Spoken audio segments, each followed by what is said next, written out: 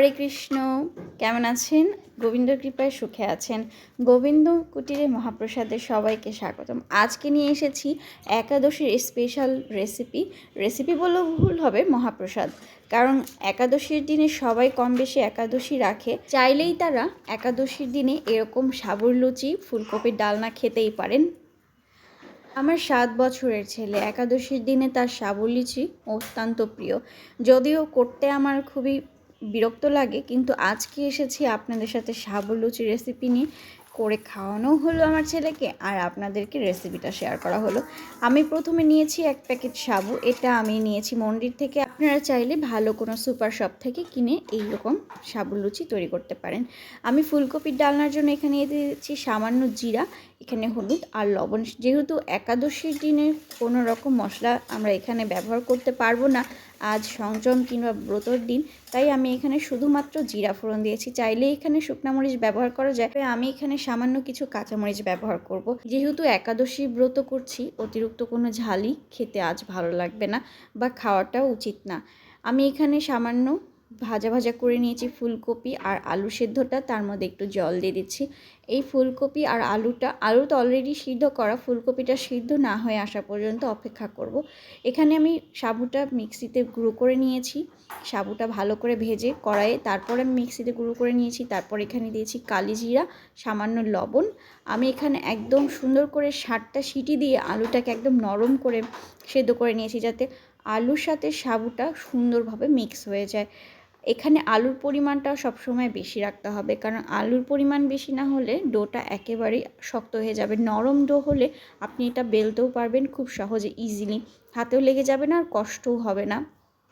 এখানে আমি দিয়ে দিচ্ছি সানফ্লাওয়ার অয়েল। যেহেতু আজ একাদশীর দিন, সেহেতু আমি আজকে কোনো রকম সয়াবিন তেল ব্যবহার করতে পারবো না। একাদশীর দিনে রবি শস্যের সাথে সয়াবিন তেলটাও বর্জনীয়।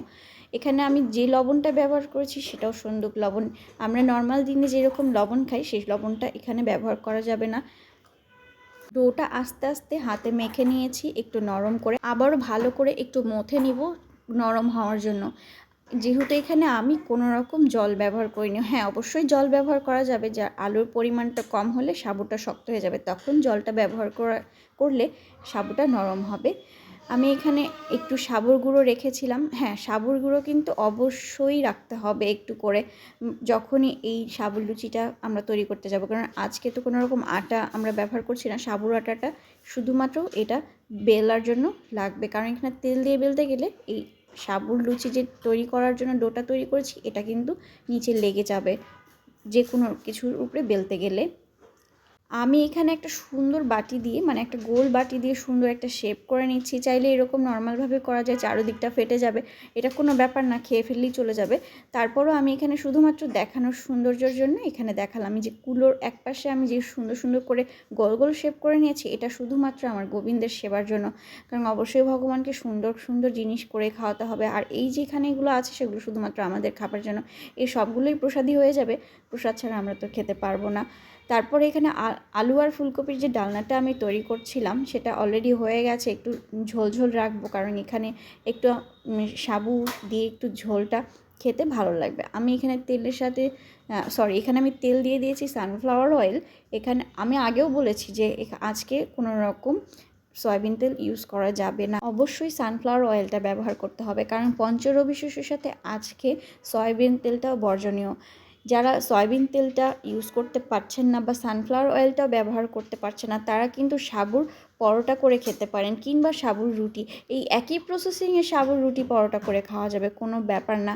আমি এই ভিডিওটা আরও একদিন নিয়ে আসবো, যেদিন সাবুর লুচির বদলে সাবুর পরোটা কিংবা সাবুর রুটি। আজ আমার মহাপ্রসাদ এখানে প্রস্তুত হয়ে গেছে, ভগবানকে এখন সেবা দিব। ভগবানকে সেবা দেওয়ার পর আমরা মহাপ্রসাদ পাবো। ভগবানের কৃপা আপনাদের জীবনে বর্ষিত হোক। কার কার ভিডিও ভালো লেগেছে অবশ্যই আমাকে জানাবেন। হরে কৃষ্ণ, ভালো থাকবেন।